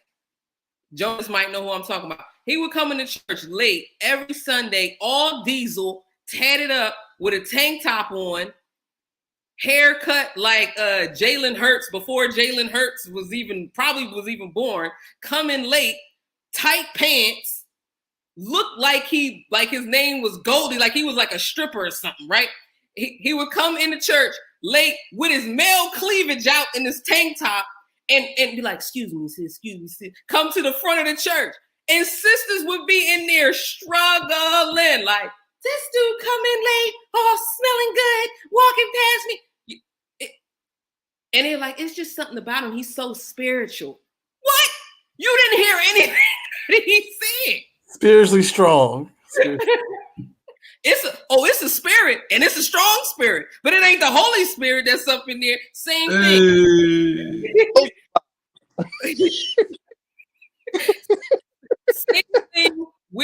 Same thing with the women. I heard brothers say, it's just something about her. It's same thing with the women. I've heard men say it's just something about her, yo. Could it be she in church look like she just got saved, like the people on your Instagram page that you like to follow, and she coming to church looking like she baking bread every Sunday, just rolls everywhere coming, and you like, oh, Father, thank you for answering this prayer. I think I'm gonna be her Boaz. Like, come on, y'all. We just gotta be honest. Sometimes we want guys to sanitize stuff. And then on the flip side, if you in a church and you like all holier than thou, that don't mean you get to. We're to be stewards over every aspect of our lives. That means how we physically look, our physique, our spiritual health, and everything. And go ahead, Coach Jay. No, I like you was about to say something, and then you pivoted. So I was like, what are you going to say before you took that pivot? No, I was just going to say that oftentimes men and women, when they get in the church, they become hyper spiritual and they lax on the things that are practically fundamentally connected to God. Like, for instance, our physique. We either don't want to be like the world, so we ignore being good stewards over our bodies, and even some of the traditions that we have add to that. Like, for instance, in the church, especially the black church, the man and the pastor, he getting the biggest piece of chicken, and he getting it. Now you got the pastor walk around, high blood pressure, he all at the pulpit. The first lady, everybody talking about diabetes. That's not cool. That's not cool. So I'm saying we need to be good stewards over every aspect of our lives, because the enemy is definitely highlighting certain images to young men. And I'm not saying we should compete with those images. I'm not saying that. I think that those images are damnable. They are objectifying. However, we need to make sure we're good stewards over our health. And that looks different for different people. Don't compare me to no other woman but who God created me to be. That's it. And I hope we all do the same for ourselves. Minister Chris, he talked about before, I was watching a show, he talking about he's squatting 700 pounds. Listen, I don't even understand how somebody going to squat 700 pounds. But go ahead, have at it. I know one thing, if a tire ever break, I don't need a jack. If he with us, I know. What do you do that for? It's like the guy who was on the joint, like doing pull-ups, like lifting the bike and the bed at the same time. But that's a part of his health care. That's a part of his health care. That's how he stays up on it. I know G, he stay in the gym. That's a part of what he does to train himself. That's part of what he does to train his body. He talks about it, football and martial arts, right? So I'm letting you all know that we need to be good stewards so that we can be examples to the next generation and stop trying to compete and be cool. That's all I want to say. We ain't got to compete and be cool. That's it. That's it. We gotta get ready to wrap up soon. You wanna go ahead, Coco? You about to go? Oh, I thought you was about to go, Coco. All right.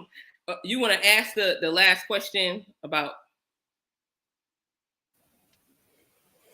All right. So we're gonna close out with this question and play some clips for you guys, or at least one clip. What what are some of the things we need to change in order to move forward?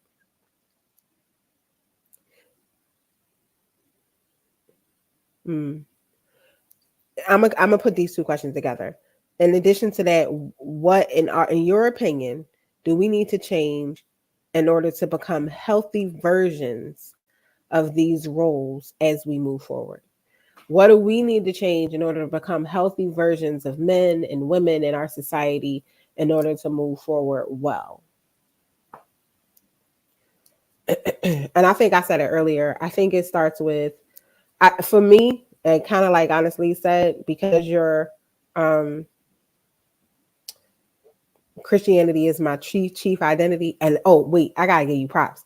I love that sanitizing your preference. What did you say? That sanitizer thing? We gotta quote that somewhere. Somebody write that in chat so I can take that. But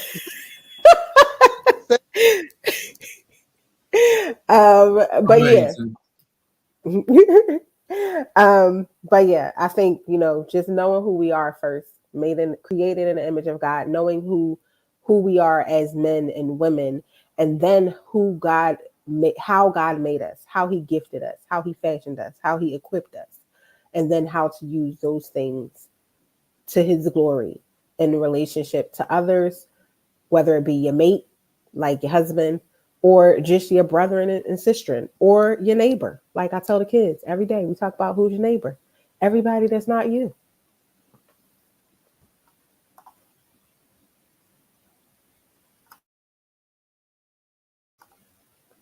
Come on now, y'all. Open up the flow. I thought we were about to watch a video. I'm sorry. I was confused.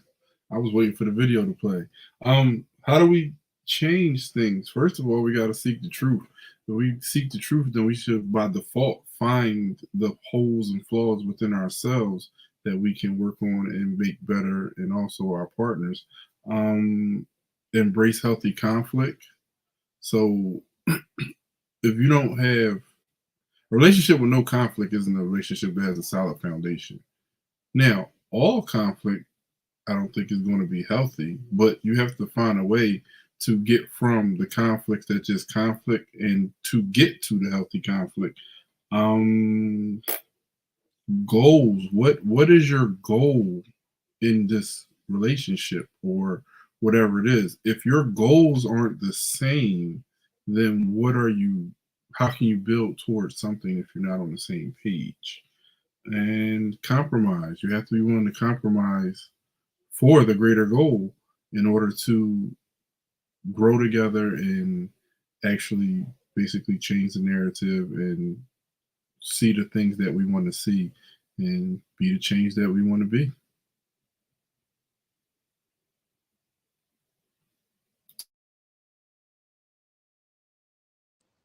What you say, G? What you say, G? I said I'm feeling that, Coco. I'm feeling that. I gotta use Coco. Hey. All right. I agree. I think my three things would be, first, define. You gotta define your relationship. You gotta define what you want. A lot of times we don't sit back and think, like, what do we want? What do we want? How do we want our relationship to go? As man, woman, son, daughter, how do you want things to go? A lot of times we don't think about what you actually want, and then it has to be. I think the second one would be respect. You got to respect people for where they're at. A lot of times we don't think other people think differently than us, or may have a different capability within their thinking. We didn't all come out of the womb knowing what we know.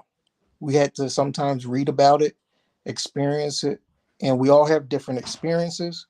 So it influences the way that we think. So remaining open to other people's opinion.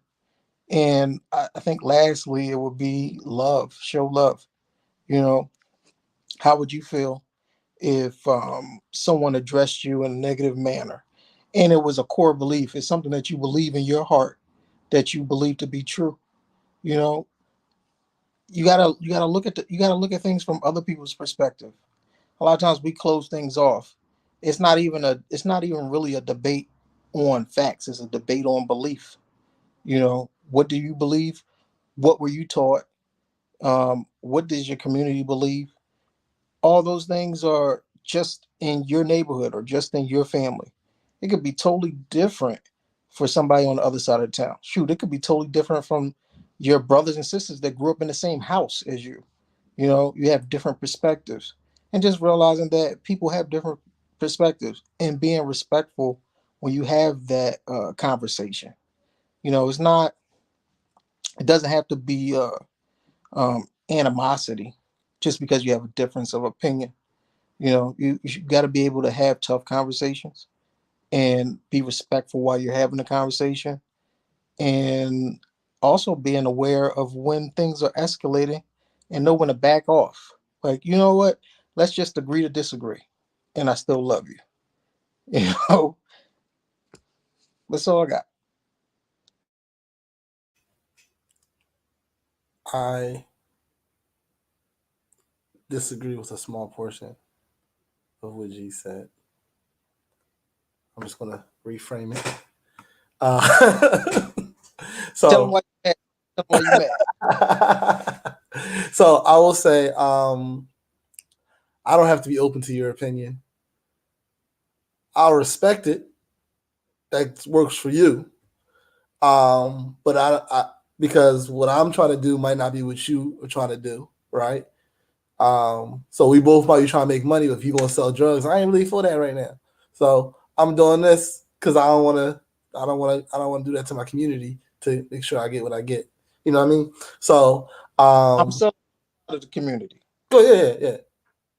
So so yeah, so I'll say it's like, so I'll respect your side, but I'm like, I don't be open to it because I feel like too many times we're letting someone else's view that's not our view, someone else's lie that's not our truth, impact how we do things. And so I would say the best way to do is like, um, know what you're trying to do, find the people who, or you find your tribe, um, and work that plan with your tribe. Um, and if you guys are all committed to it, you'll make an impact on someone. Someone will see it. I think a lot of times if you do it for the gram, then you'll never be satisfied. Um, if you do it for likes, you'll never be satisfied. Um, but I always say that the teacher's reward is when the student gets it. So for me, it's like, people don't have to like my message or how I do it, but it's like, yo, if the people I'm targeting get it, that's my success. And if I have a team of people helping me to stretch that success, then I'm like, cool. Because I know I can't fight every single issue in the world. So like my part is work on the issues that are close and dear to me, and find my tribes within those areas so that I could be make an impact on them and they can make an impact on others. So yeah.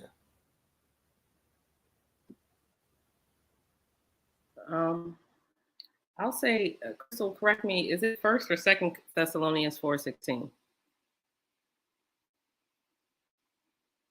Watch your life and doctrine closely. It's Timothy.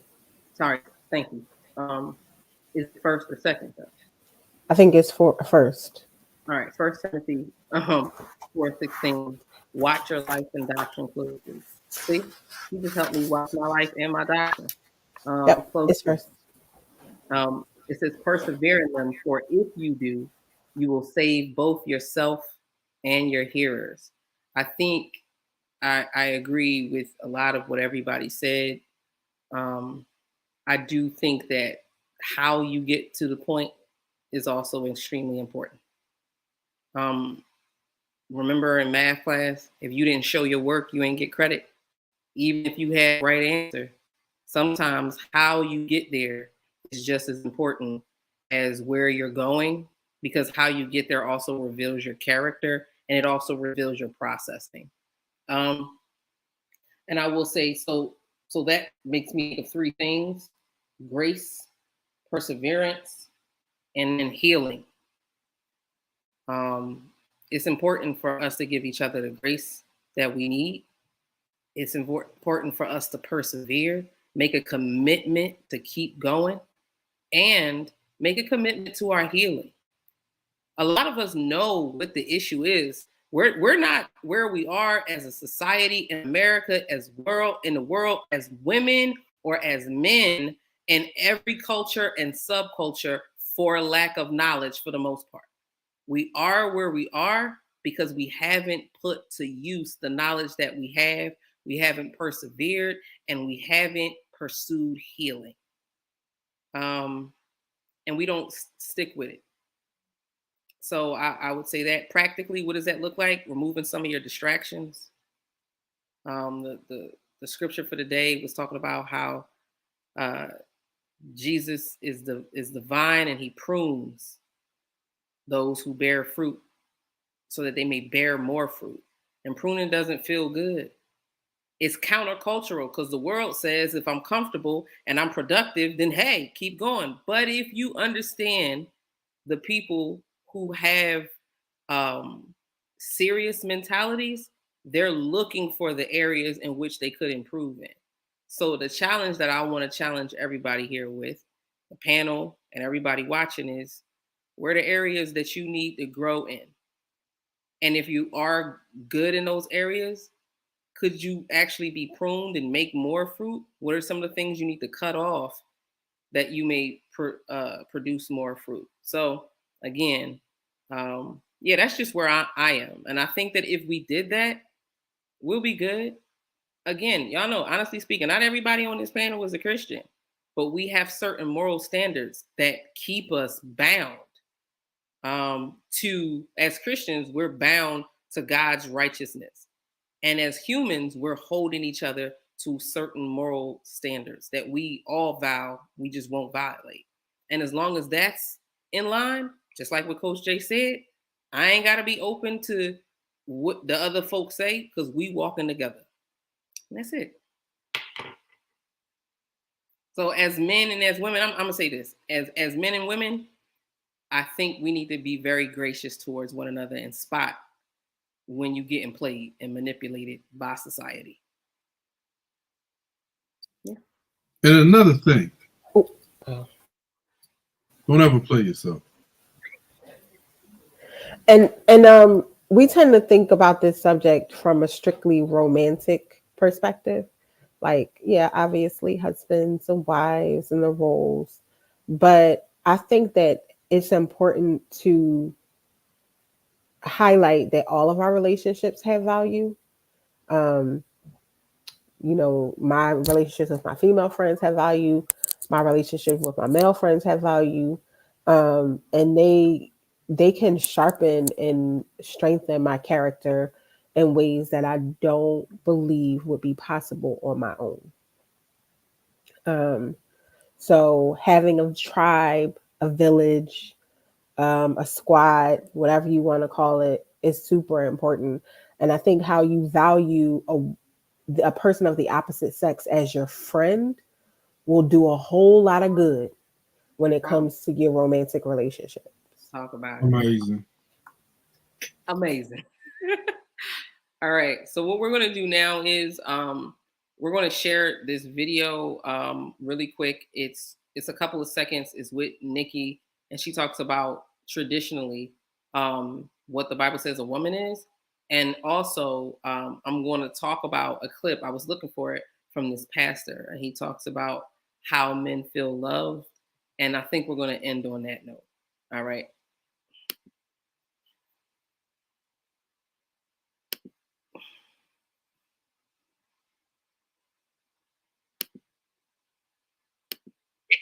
Calm your storm. You know what I mean? Do not stir up love before it's time, right? Because you're gonna be pressing the issue. And I'm gonna be honest.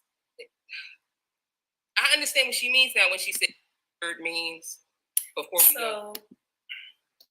Sorry, but yeah, is there anything else that y'all want to say? Cole, thank you for your us giving us you giving us some masculine energy and perspective. But Nick, can you explain biblically what does woman mean for many people who may think like, well, you know, they may not know. Like, can you explain what the word means before we go? My pleasure. So in Genesis, in the Bible, in Genesis 1, verse 26, the Lord talks about creating human beings in his image. Then he talks about male and female, he created them. And then in Genesis 3, he kind of laser focuses in on the sixth day when he created man. And then after he created man, from the man's side, he took a piece of the man and created and fashioned a woman. And, you know, the Hebrew word for woman is azer. And it means a helpmate, a helper. And, you know, when you think about helper, if somebody is your little sidekick, your little person who runs, your flunky who does all the stuff for you, but that's not the biblical term, helper. It's a strong support. It's also a name that God uses for himself. And so, like, women created in God's image, we're reflecting God's glory, you know, as women, as a strong support, a counterpart, a co-responder, somebody equal in value and in status as men. That's what we're here for. And it's not just for wives. It's not just for people who are married to men, but it is for women who work alongside men. We work alongside men in the marketplace, in the church, wherever we reflect God's glory. Just like men reflect God's glory, and they can do that well, and we reflect God's glory as well as an anecdote.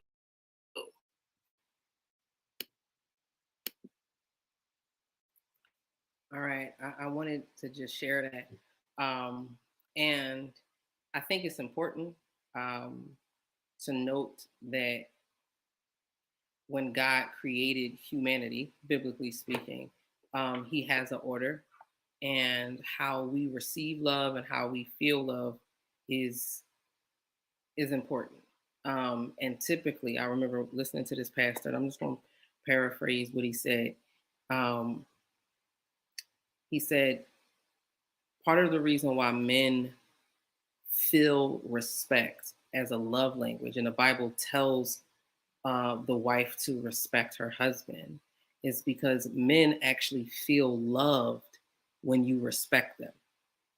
If you disrespect a man, he knows you don't love him in his mind. And I hadn't really thought about it like that. And it was eye-opening.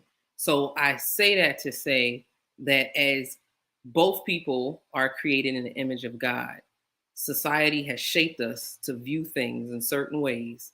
And I think it's important for us to look at what has shaped our lens and how it's impacting how we deal and relate to others on a friendship level, as a parent, and as a partner, just between men and women in the sexes. So that's all I got. And just to kind of like expound on Nikki's point just a slight bit, in Genesis, it talks about God creating man and giving man charge over all that was created.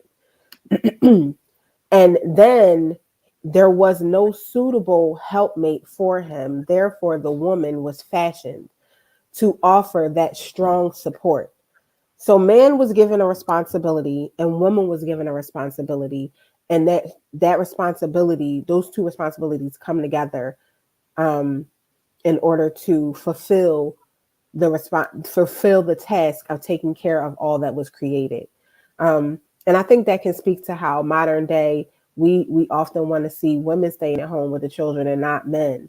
But I think it's important to recognize that whatever is beneficial in order to complete the task of caring for what was created is what's necessary. And a woman can be a strong support by going outside of the home and making money just as much as she can by staying inside of the home. And a man can be a caregiver and have charge over all that was created just as much inside of the home as he can outside of the home. Amen. And on that note, as we say all the time, love God, love your neighbor, and take care of yourself. Peace.